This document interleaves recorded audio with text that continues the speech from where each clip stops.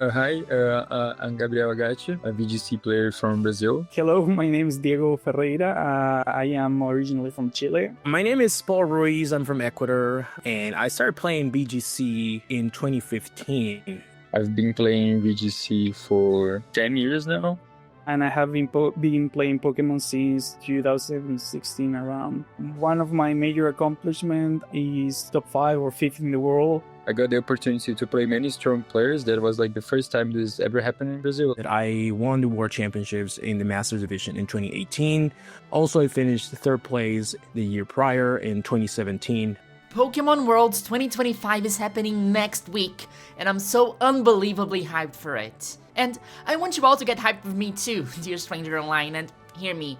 I know that maybe not the majority of the people who subscribe to this little channel are that much interested in competitive Pokemon. Maybe you feel like it's too difficult or complicated, and I understand, but really, hear me out. If you just enjoy Pokemon, you are just one little step away from entering this world of incredible players and unbelievable stories, from Pachirisu to Among Us. Something that I always try to do on this little channel is to platform Pokemon players and their stories. Last year, I talked about a few LGBTQ players that you should watch out for, but this year, I want to highlight some incredible players from Latin America. Because, I'm not sure if you know, do I mention it enough? I am Brazilian, and there are incredible things happening in my region that I believe we need to show to the rest of the world. In the past few days, I heard the stories of 3 players that, if you are not that much into VGC, might be new to you, but they are really, really good at Pokemon. This video is a more edited, fast-paced cut of my conversations with them. If you want the full interviews, they are already up on my secondary channel, Cecily Loves Chikorita.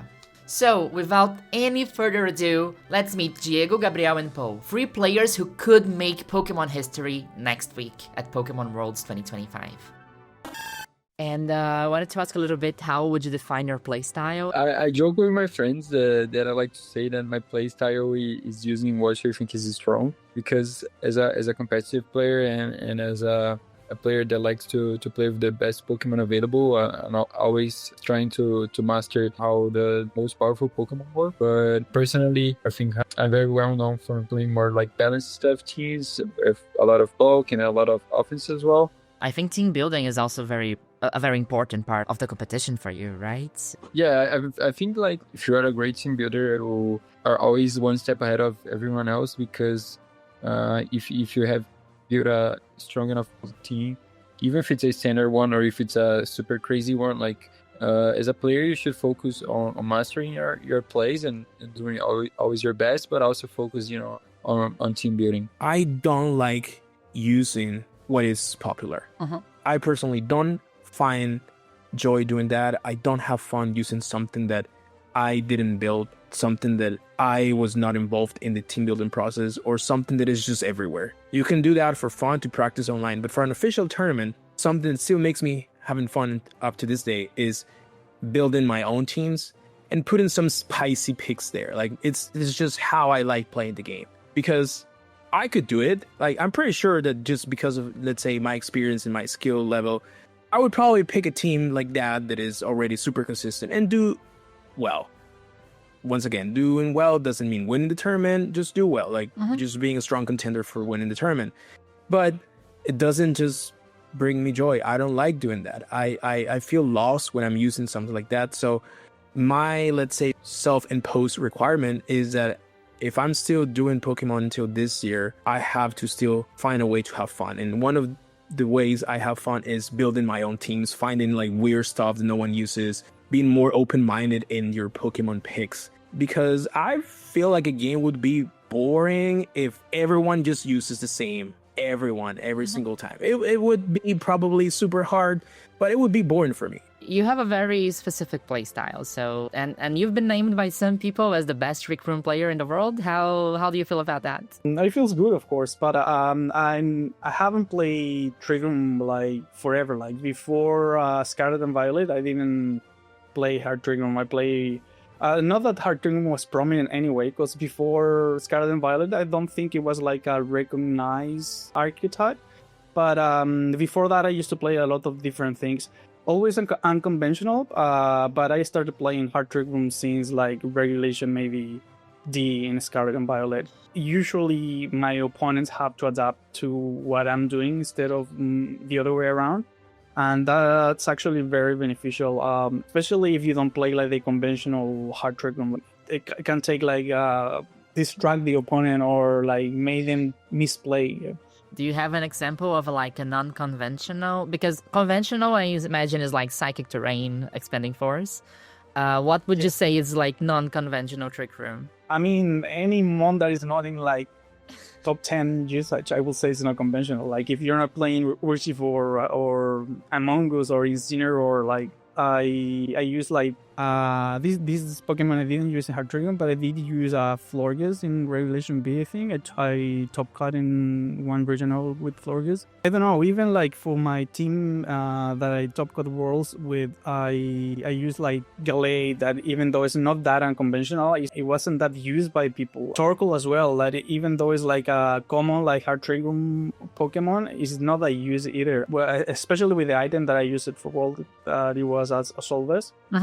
Those kind of little tricks or changes that you can make can really like make your opponent like misplay or like get confused a little bit at the beginning. Yeah. This sounds cool. Do you have a favorite trick room or not trick room? Do you have a favorite team that you've ever used for a specific tournament? But all the team that I really love is my first team, my first ever Worlds team, that it was in 2016. They were the Worlds that Wolfie won. I had a really, really unconventional team that nobody was using, and this is just my take, but I really think it had the potential to win Worlds, even beat Wolfie's team. But the issue then it was that I was just a new player, you know. So even though my team was so good, I didn't have the skill to make it to the end. I was using Rayquaza with Surf all the time, and like Primal Groudon was really prominent. I could either kill it with Surf, and then I was playing Trick Room as well with Jellicent and Seismitoad. So if outside Trick Room I could kill it with Surf, or an inside Trick Room I could kill it with Jellicent or with the Seismitoad power. Because like Rayquaza turns off the weather, and then Jellicent has Water Absorb, I think, right? Or yes, it has Water Absorb. Yeah, both Jellicent and Seismitoad have Water Absorb. And I was playing as well Mega Metagross with Latias. Latias was Lamberry, so in the cases with a Dark Void me as a Miracle, I could set up a Safe Ward. Latias is one of my favorites, actually, so it's super cute that you... And do you have a favorite team, a team of 6 Pokemon that you use? It's hard to say. I think in 10 years of playing, I had many teams that I really enjoyed playing. One that is very special to me, my Worlds team from 2019, which is the time I managed to make top cut at Worlds. The team was also very original. It had Mega Kangaskhan, Ditto, Xerneas, Nala, Incineroar, and Tapu Koko. It was a very fun team to play, and it was also a very unique team because at the time no one really used Ditto too much. I always think Ditto brings such a chaotic energy to it because you never know which role it's going to fill, and it's getting super popular now too. It's a very unique Pokemon. The way it interacts with the rest of the field is very unique. It really changes everything if you're on the left or on the right side of the field, which usually this doesn't matter, right? You never think about this, no. So when you are choosing your Pokemon on team preview, or when you're going for switches or going for moves like U-turn, you always have to think about Ditto. So it's a very fun Pokemon to use, and also very hard to use because it requires a lot of positioning, but it's also very strong. And as you said, in a double restricted format, being able to copy another restricted is like super strong. Yes. I want to pick your brain if you have one moment or one play or one game that was really special or defining in your career. Do you have a cool story about one very special game you played? I can think of many. I remember my winning for Worlds in 19, my match against Australian VGC player Chris Conn.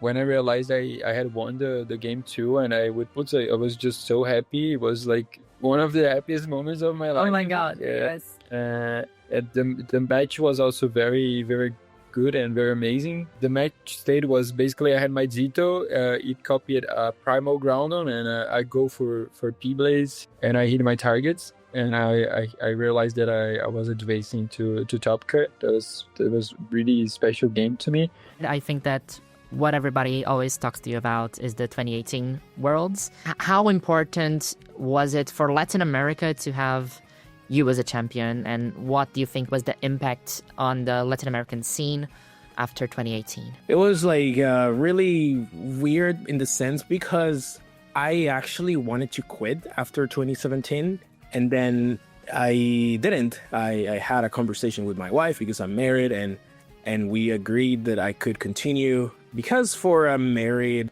person is a little bit harder, I would say, than, for teenagers or for maybe someone that is like studying in college. You have less responsibilities, you can manage your time. And I also was obviously working full time. It was harder to dedicate the amount of time needed to compete at a super high level. So I had to be very, very careful with that. And it was a moment in time where I also thought I was not going to make it, because in order to attend the World Championships, you have two options. One option was just getting the amount of CPs needed to qualify, and then you competed at day one. And then the other option was making to the top 8 of your region, in this case Latin America, and then you get an invitation to the day 2 and a paid trip to Worlds. That thing doesn't happen anymore. Like, there's no auto day 2 qualification anymore, but that's how BGC worked for the past decade. So for me, it was tough because I was already qualified to the World Championships, but I knew I couldn't attend day 1 because of my work schedule. Like, I wasn't able to get 2 days off. I only managed to get 1 day off, which was the Friday of the event, and I couldn't get a second. So I knew that if I don't get to the top 8 of Latin American leaderboards by the end of the season, I don't get the day 2 qualification, I would have to play day 1, and I don't have permission to attend day 1, so I wouldn't attend the World Championships. So it was a really, really stressful. There were moments where I thought, like, I'm not going to make it. I'm 9th place and I need to be 8. I had to travel to Colombia to play a special event very last minute to see if I can get enough CPs to make it to the 8th place so I can attend the World Championships. And a lot of things happened. Eventually, I thought I was not going to make it, but I actually made it in the 8th place because one player from Peru got sick and couldn't play the second special event in Paraguay. So he would have, I'm pretty sure if he would have played that second special event, because they had one special event on the Saturday and another special event on the Sunday, that was like crazy. I had not seen something like that ever. It was the first and only time something like that happened. From what I was told, this player, Jean Paul Lopez from Peru, played in the first and Saturday. He did well, he didn't win. And then on the night they went to eat something and he got sick because of the food. So he couldn't play the Sunday one, or he played the first rounds. He was not feeling great, so he had to just drop the event. And because of that, I managed to make it to the 8th place and I managed to attend the World Championships. And you know the end of the story. I managed to win the World Championships, but I wouldn't have attended if this player would have probably played the second special event. So that's crazy. All those things happen. A lot of things happen. I was not expecting to be here, but if I'm here, I'm going to give my all. It might be for a reason. There is a purpose here. I was dreaming about this day, having my chance of redemption after what happened last year. So I'm going to give my all. I started super strong, 3-0. And then I remember I went to the side stream. We went to game 3. I made a super great play. I remember where, when I made that play, I was like, it was one of those crazy reads that you have to make sometimes. Was that my Gastrodon back then was holding the Sea Crystal. It was the mechanic in that generation 7, with Sea Crystals and Sea moves. And I had a Groundium Sea, so I could use a super powerful ground move at any time I want. So I predicted that my opponent's Landers, which is a flying type, is immune to ground moves, but it's super weak to ice, and my Gastrodon had Ice Beam, was going to switch into Incineroar. So I was like, I'm going to Earth Power the Landers slot, because Landers would not take any damage from Earth Power, but I'm expecting an Incineroar. And then I was like, but Earth Power wouldn't KO Incineroar, because Earth Power is only 90 base power. Incineroar is I think it was full health almost. You know what? I need to go for the Groundium C move, and it's my only C move per battle, so this is my only chance. I won't have any other opportunity because you can only use it once per battle. And if Landers doesn't switch out, I'm going to basically waste my C move into an immunity. But I'm super confident he's going to switch out, and he switched out, and I made the play and went for the Tectonic Rage into the Incineroar. Incineroar went down in one hit, and he was in disbelief. He couldn't believe my play. Oh my god. And I was like, yes, this is what I needed to win. And then he brought the landers back. He clicked Rock Slide, flinched me, and I lost. He got and also 90% accuracy, right? So it's not only 30%, it's 90 plus 30. Yes. And then the 30% chance of flinching, and he flinched my Gastrodon where I was gonna click Ice Beam into his landers for a one-hit knockout, and he won. That was game 3. So I was like, okay, I'm, let's say, about to get eliminated because I'm 4-2. If I lose my last one, I'm out. And after losing round 4 against this Japanese player, the way I described, I was feeling really, really sad. And I had to like mentally reset because I knew that my entire season was going to come down to the next round, the final 7 round. And I took a time to breathe. I went out. I would say I did cry a little bit because for me, Pokemon is too serious. And everything I had to live the entire year, entire season, and just knowing that I was 1 round away from being eliminated after playing so well the entire tournament for things that were not in my control really hit me hard. And I say like, okay, this is the last chance I have. I'm probably going to quit after this tournament. So this is my last chance. And I played the last round against a super powerful Italian player. He actually won the Europe International Championships the year after. And I managed to win that round. So I made it to the top card. And then in top card, I just basically, after that round, I won every single round 2-0. Like I didn't lose a single game. So I won 2-0, 2-0, 2-0, 2-0 until the finals. And the finals, which is on the Pokemon official stream, I was also able to win 2-0. So, but I was, let's say, super stressed that day and the day prior also because I really needed to do well because for me at that moment, it was my last chance. Like a lot of things happened that eventually made me change my decision of quitting. And yeah, so that win was obviously a game changer for me and for my life. And then for the region, I think it was an eye-opener for a lot of players, like saying like, hey, we can do it. Like if this guy did it, we can also try. Like why not? Like it's not a matter of like, hey, if you're not Japanese or if you're not like a North American player or European player, then you don't have chances here. Because that's what a lot of people used to think back then. There was like even like a meme that US players where they were a little bit rude, to be honest, back then. Yeah. I do want to say things have changed in the most recent years. But back then, they were memeing like about like, hey, we sleep on LATAM. And that was like the slogan they were using on Twitter. Like, hey, we sleep on LATAM. And I remember like reading those tweets and saying like, why do you guys act so rude with us? We just want to play the game. And because until then, you know, the Pokemon World champions were mainly Japanese, American, and there was like one European World champion, Arasumati. So, and we didn't have any like strong representation until then. So they were like, oh, Latin American, those guys are free. Like we sleep on them. And with that like mindset, I attended my 2017 and 2018 Worlds, like saying like, hey, I'm gonna prove you guys if we can do it. So I think the overall conclusion is that 2018 was an eye-opener for a lot of people, especially for people from all around the world. If you pay attention to what the caster said when I win my finals, he says, "Wake up, world, because Paul Ruiz is your first ever Latin American world champion." And I know that phrase because I have watched that finals like probably 100 times. Yeah. He said that because there was this slogan of sleeping on LATAM.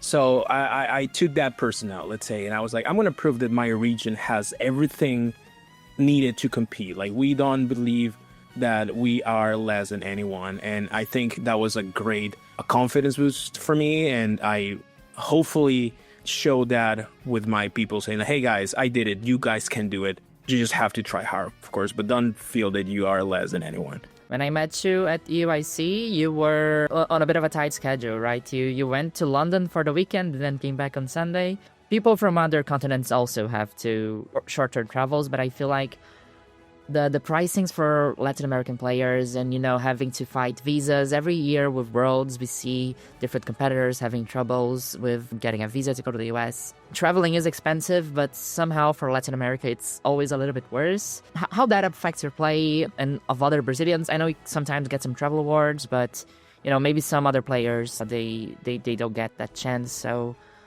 is it harder to compete being from Latin America? Yeah, for sure. I have good friends of mine that are qualified for Worlds, but they won't be able to attend because they didn't get the visa approved. This is really sucks. It's really disappointing. I have close friends of mine that are not being able to go, and this makes me sad. And it's really, it's really annoying that we have this as an extra barrier to compete. Personally, I have Italian citizenship, so it makes things a lot easier for me, but that's obviously not the case for most Brazilians. And some of them thankfully are able to get a visa approved and be able to go. But if you, of course, you also, a lot of Brazilians will struggle to pay the costs, right, to go and to accommodation and travel stuff. When we try to grow the scene, right, it's an effort you and the rest of the community has been doing for 10 years.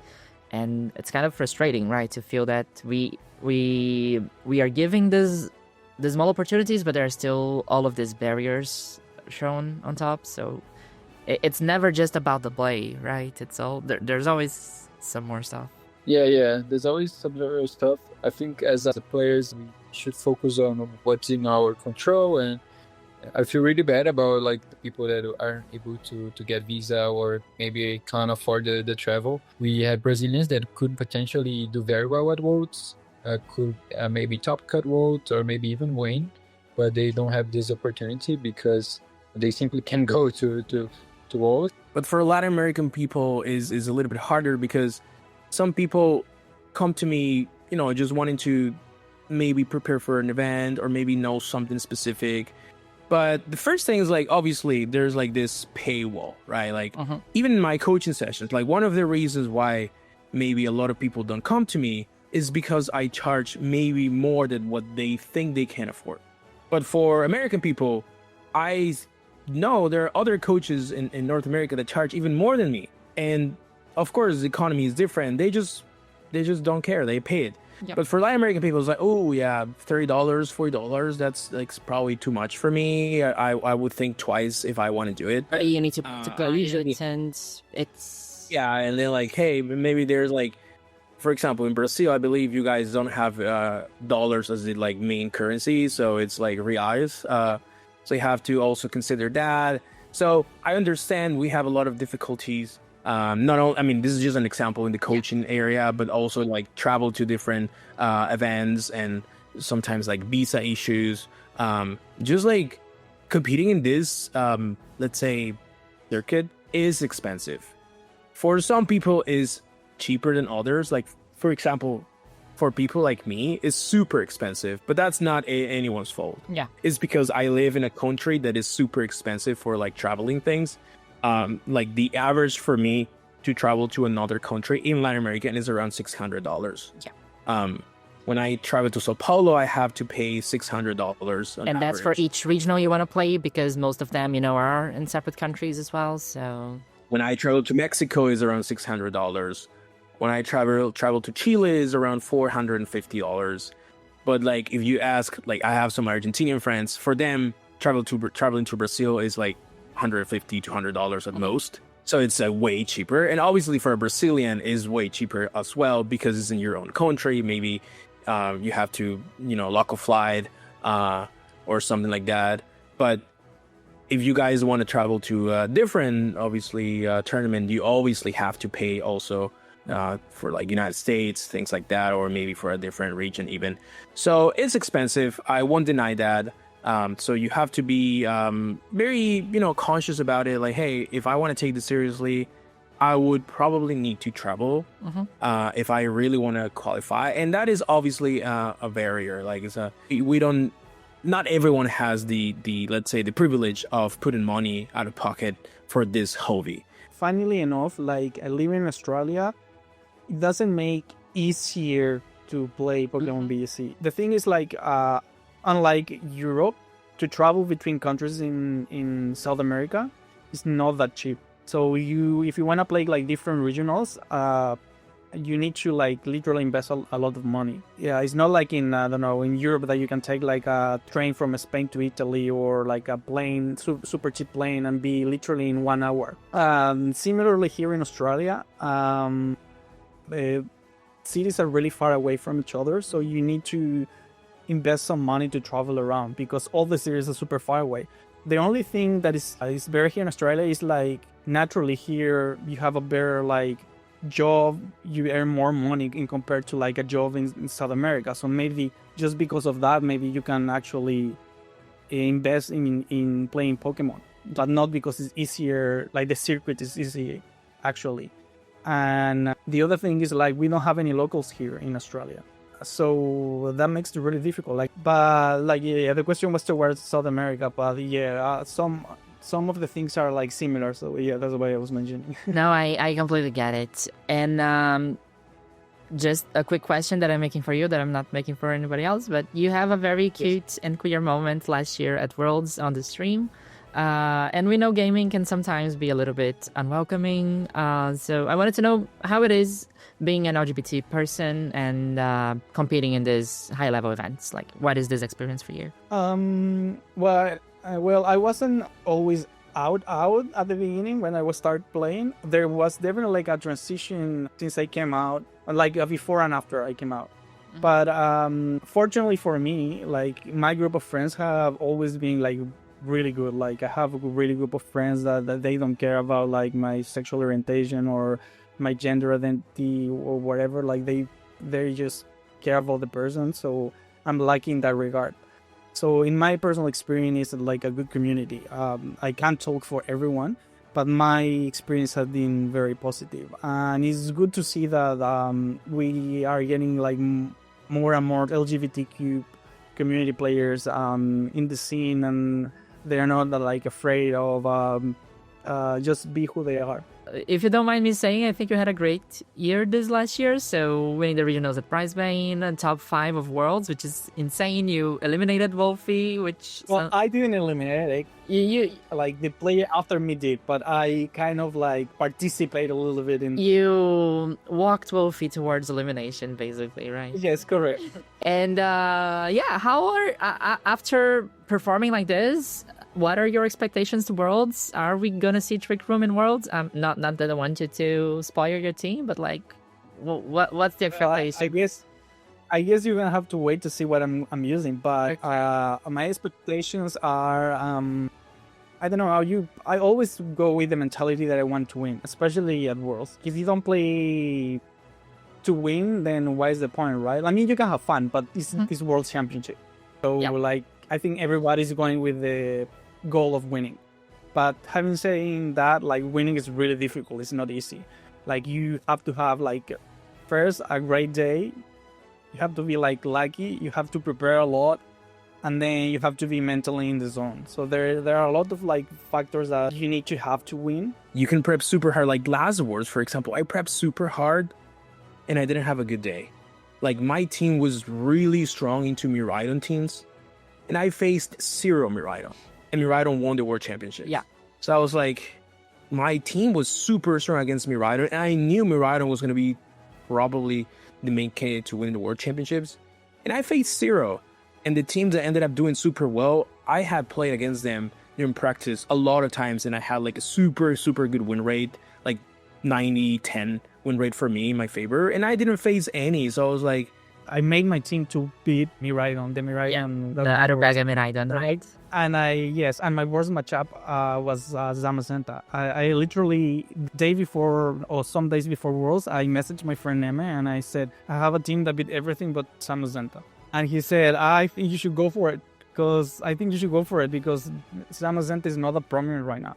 I mean, we knew about Michael Kelch, but there still was a chance that I could avoid him. Yeah, and it didn't turn out happening, but yeah. And it's not like unless you break the meta, there's no way that you can have a team that can be good against every single team out there. So sometimes it's about taking a risk, and it can backfire. But yeah, it was just not meant to be. So this time I'm trying to be maybe less focused on just being super good against a team like last year, and like neutral against the majority of teams, and just trying to be more, let's say, open-minded in how the metagame is, because at this point there are some obvious archetypes that everyone knows are going to show up for sure. Yeah. I'm just gonna hope that I obviously think at least for now, I could change in the next weeks, but at least for now, I think I have a good team that I've been prepping with. But I'm going to try to just focus on me as a player, like not on the team anymore. Because last year I focused a lot on the team. Like, hey, this team is really good into this like Miraidon trend that is everywhere. So I hope that I face a lot of Miraidons and I face zero. I was like, yeah, I'm just going to back to like my roots and say, I'm going to focus on myself as a player and having a good team, not an amazing team. And just hope that I have a good day. It's been a great season for you, if you don't mind me saying. You won Joinville, your team made it to the finals of UIC, and you were on fire on NIIC. The only person who could stop you was Marta Silva. And how do you look back at this year, and what are your expectations for Worlds? Very, very excited for Worlds, and also very happy and very proud of how my season went. I was able to get really good results and play good VGC. It was not my best season, but it's probably the season I'm most proud of because I graduated, so I started a full-time job, and it's been being able to balance VGC and the rest of my life. It's really challenging, but I'm happy that I was able to do this very well this season, and now only Worlds left, so... You have been a role model for a lot of Brazilian players for basically a decade, and there is a very new generation of Brazilian players that are coming out with incredible results. Just this season, we had Bruno Rebelo that won his first Masters Regional at 16, which is the same age that you played your first internationals, or you were also 16, right? Yeah. Isaac Moreira, also 16. He's the first Brazilian international champion ever in the seniors divisions in NISC. Are you excited about the future of VGC for Brazil? Yeah, I think like each year the level that's higher. There are a lot of new players succeeding. I told some years before, and I'm gonna say it again. Thinking of in very few years, Brazil will be like one of the best countries in VGC. It has all the potential. It has the player base. It has the talent. I think we also have the patience for the game. It's just missing. It was just missing the opportunities to shine, and the opportunities appearing. Do they get in touch with you, like Bruno and Isaac? Do they message you for tips, advice, or? They're both friends of mine. Yeah, we have talked at tournaments on WhatsApp as well. We met at international level events, and yeah, they are both great guys, and they're smart kids as well. Do you think we can have a Latin American Worlds champion this year? Yeah, I do. Yes. Do you think we can have a Latin American world champion this year? Oh, definitely. Like, that's like asking me if I think I can win because I'm South America, and I think I can win. So, of course.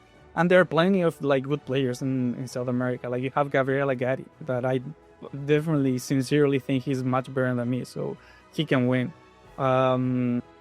We have good players like Sebastián Escalante, Juanfi. From Brazil, I think some of the names include Vovô Marcos Bendeis, Gustavo Kengo. The Chilean friends are really good as well. Nicolás del Campo, Javier Nain. So yes, I definitely think that they can, like a South American company. Honestly, if there's a stream of you against Agati in World, I will go crazy. I would be like, oh my god, what's happening? Hopefully not. We don't have to kill each other.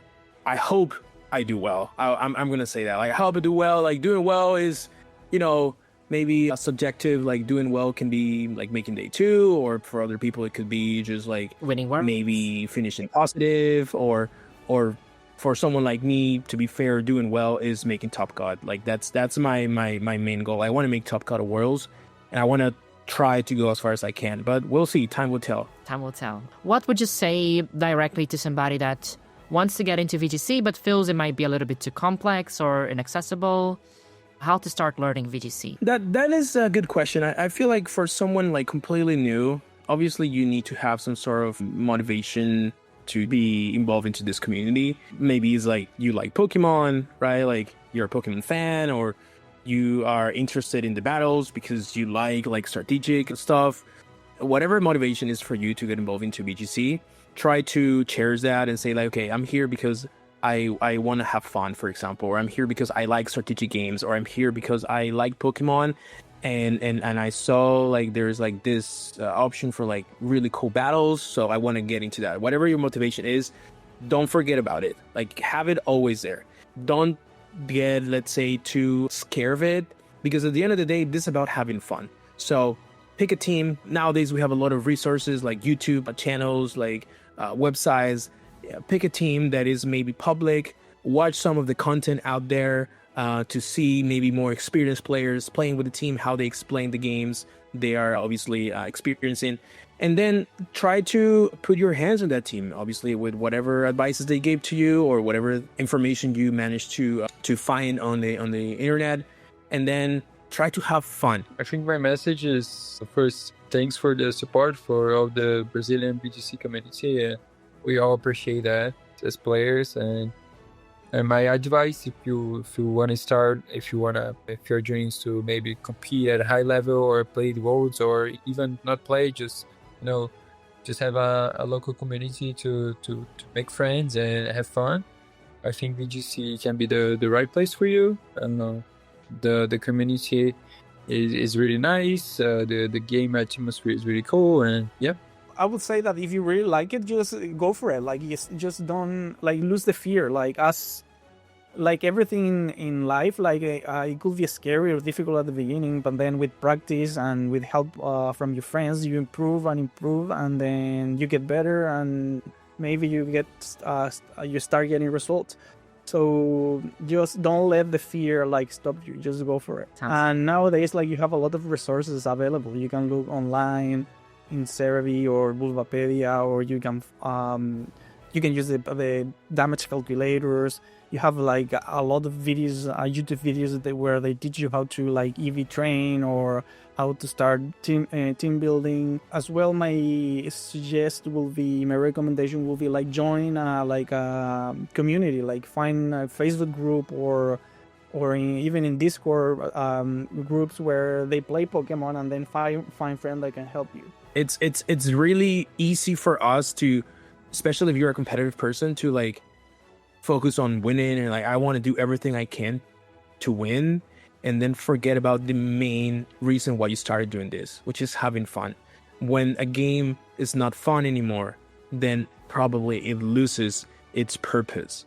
And at least for me, some people ask me or they have asked me why do you keep playing? You already won the World Championships. Why do you keep playing? And one of the main answers I give is because I'm still having fun playing Pokemon. If I don't have fun, probably I would quit. And this time for certain. But I try to still find joy in what I'm doing and still having fun. And again, thank you so much for speaking. I just want to finalize by letting you, if people want to reach out to you on social media or contact you for some coaching sessions, how can they find you? Yeah, sure. I'm usually pretty active on Twitter or X. I still call it Twitter, by the way. I'm pretty active there. My Twitter handle is RalphDude90 at RalphDude90. And you can also find me on Metafy. That's the platform I use for coaching sessions. Metafy.gg/@RalphDude. Ralph with F, right? I use those two. Of course, one is my, let's say, main social media, and the other is my work platform where I do coaching. I also do YouTube. I have two channels, one in Spanish for the main Latin American, audience. And then I have another one in English too. The Spanish one goes by RalphDude90, and the other goes by RalphDude Lab, the laboratory, let's say, for sure. And yeah, you can find me there. And I would be obviously really, really happy to have you if you want a coaching session, or just have you as a follower or a subscriber if you want to follow my content. And how can people find you on social media? Yeah, you can find me on YouTube, Gabriel Agati, or on Twitter as well, AgatiGa. Are you streaming on Twitch? And on Twitter as well, Agati VGC. Not streaming super frequently right now, but I do plan to be a more frequent streamer and content creator soon. So yeah. Sounds cool. So how can people find you? I do have like Instagram, and it's Platypus Ferry. So platypus like the animal, like ornitorrinco. I don't know how is it Portuguese. Yes. Ornitorrinco, yeah. And then Ferry, which my surname is Ferreira. So when I was in high school, my friends used to call me Ferry for short. Like in Spanish, you short the word and add an I at the end. So it's instead of Ferreira, Ferry. So that's why is my handle is Platypus Ferry. You can find me like that in Instagram. I actually have a YouTube video as well that I created like 3 months ago. I was supposed to upload more content, but I've been really busy. But in the future, I plan to do that as well, to keep uploading. So maybe if you want to, you can subscribe to that as well. Yes, I fully understand how difficult it can be to upload YouTube videos while on a full-time job. But I really, as a personal message, go for it. I think that the more voices, high-level players in VGC we have talking about it, bringing their experiences, like talking about the game, I think it's always welcome and bringing more people to watch it. I hope hearing this stories got you as excited as I am for Worlds next week, dear Stranger Online. I will be co-streaming this event from August 15 to 17 on this little channel and on my Twitch, so be sure to leave a follow so we can watch together and, who knows, maybe see as Diego, Gabriel, or Paul win it all. Hope to see you all there soon. Earlier you tweeted about that your dream before was to make the top 8, and then your dream was to be world champion. How does it feel to be realizing your dream right now? I had a dream last year that was made top 8 and be streamed with my country's flag. And this year I don't have my country's flag because I'm representing all my continent. So it was amazing. And yeah, life is about that. Life is about passion, it's about dreaming, it's about doing what you think is good. And I thought that last year I was so close to the dream, and I came back this year with this in my mind, and thank God I made it. To God be the glory. I can't think of a better way to end it than that. Congratulations one more time for Paul Ruiz.